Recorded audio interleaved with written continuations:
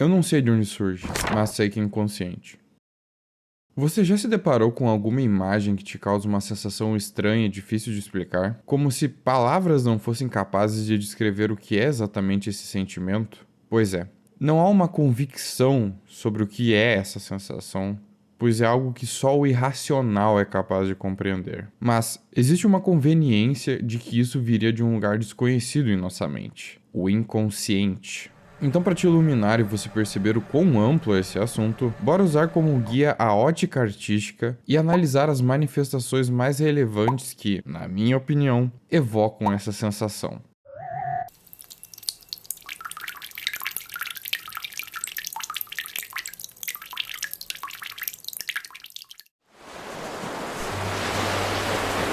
De todos os movimentos artísticos, para mim o que mais se dedicou a explorar o inconsciente foi o surrealismo. Para você que tá boiando e não sabe do que eu tô falando, eu vou tentar explicar o que foi e o que é o surrealismo. Se você procurar no Google, a primeira coisa que você vai entender é que o surrealismo foi um movimento artístico. Nascido na França no período entre guerras, o movimento foi criado por ex-dadaístas que estavam inconformados com a ausência de sentido do Dada. É quando eles vão estudar Freud e, maravilhados com suas teses sobre o inconsciente e os sonhos, eles se propõem a explorar tudo isso através da arte. É então que André Breton, um dos idealizadores do movimento, escreve um manifesto do surrealismo. E é nele que você encontra o conceito de surrealismo.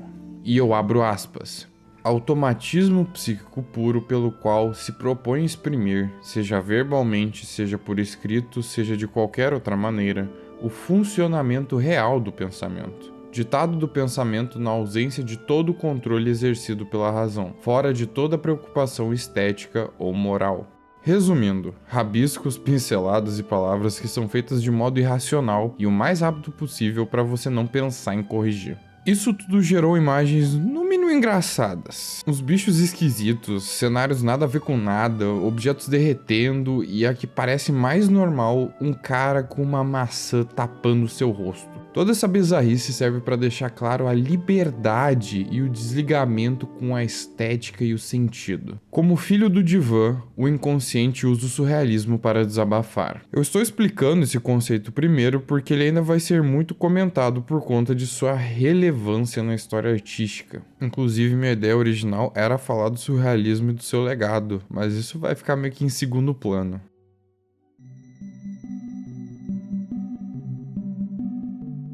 Existe uma estética atual que se popularizou muito na internet justamente por conta desse sentimento inexplicável. Eu tô falando dos espaços liminares. Desde o seu surgimento nos fóruns, essas fotos bizarras eram predestinadas a agonizar usuários e atingir um número maior de curiosos.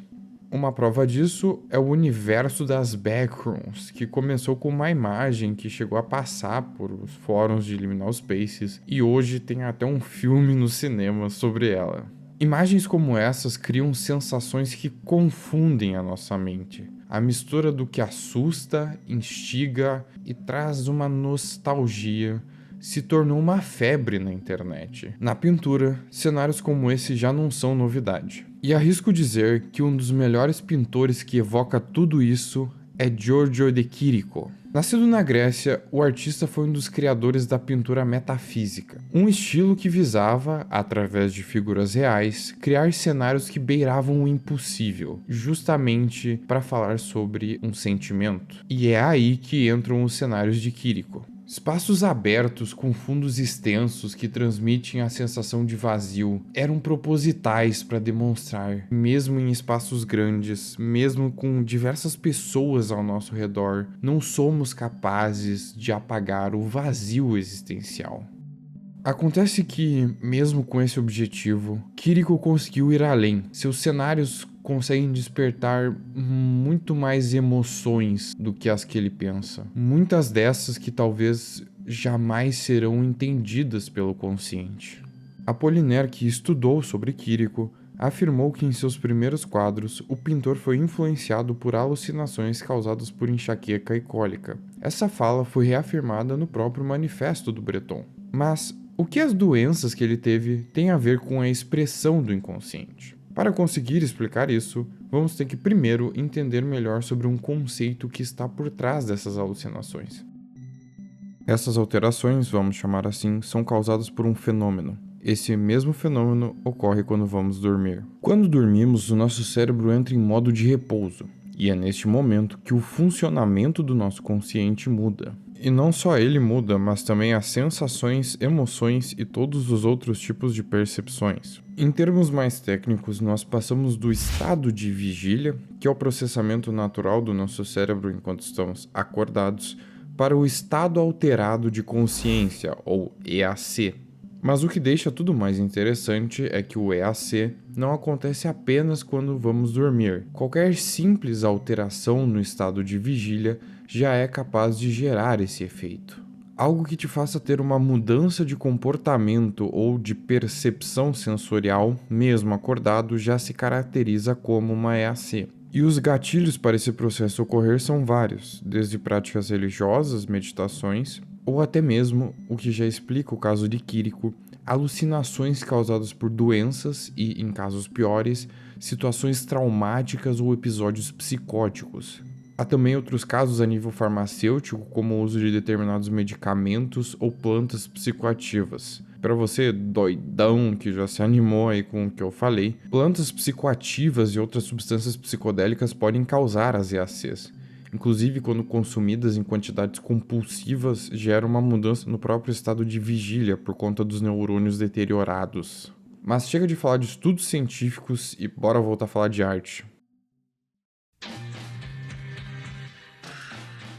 Aproveitando esse gancho, vamos falar do movimento influenciado pelos EACs gerados por essas substâncias. A arte psicodélica. Como já disse seu nome, ela teve influências em viagens causadas por substâncias alucinógenas, como o LSD. O movimento foi muito explorado na música, com diversas bandas como Jefferson Airplane, Cream, The Jimi Hendrix Experience e os próprios Beatles. Na arte visual, capas de álbuns e quadrinhos da Underground Comics faziam distorções de imagens que, se a gente for reparar bem, lembra muito aquela estética das pinturas surrealistas. Com diversas bandas usando na capa de álbuns tipografias coloridas e onduladas, com imagens meio sem sentido, que viriam até hoje influenciar novos estilos. Destaque para Wes Wilson e Peter Max, dois grandes artistas de posters daquela época.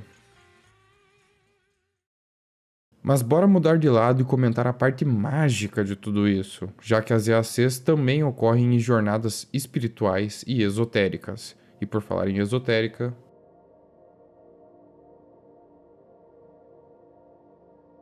arte esotérica. Esse tópico ele tá um pouco mais específico, porque eu dediquei esse último para falar de uma autora que eu descobri durante as minhas pesquisas para esse roteiro, justamente por ela ser uma prova da abrangência do inconsciente. Eu me refiro à pintora Remédios Varo. Ela foi considerada por muitos como uma surrealista esotérica. Filha de um engenheiro apreciador de arte de uma católica devota, Remédios teve contato desde cedo com esses interesses de seus pais. Durante sua vida, se muda de país em país por conta da guerra e a ascensão do totalitarismo na Europa. Nascida na Espanha, ela teve que fugir para a França, onde lá se misturou com os surrealistas. Fica perceptível as influências do movimento no quadro Os Grandes Olhos na Mesa, no qual ela demonstra a mudança que ela teve na sua visão artística.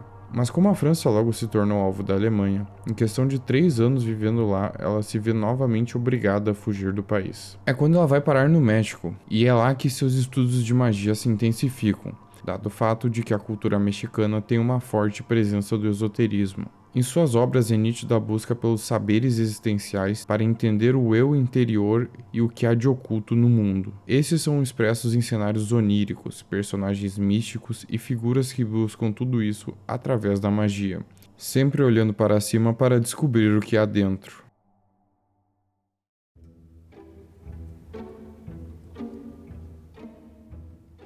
E o que a gente pode concluir com tudo isso?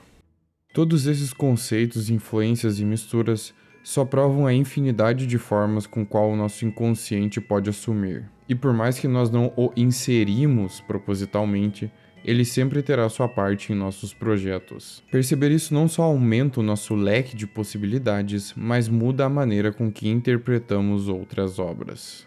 E talvez esses sentimentos irracionais nunca terão realmente uma descrição exata, Mas creio que é isso que os torna tão místicos e influentes nas grandes obras. E como você já deve ter escutado em algum lugar, explicações fazem coisas mágicas perderem a graça. Eu sou o Art e muito obrigado por ter assistido até aqui. Esse vídeo demorou um pouquinho, principalmente na questão do roteiro. Fiz bastante pesquisa para ter total certeza que ficasse tudo correto. Por favor, compartilhe e se inscreva no canal Estúdio Bobagens para mais bobagens como essa. E se você tiver alguma ideia, alguma sugestão de vídeo, comente aí embaixo. E é isso. Falou!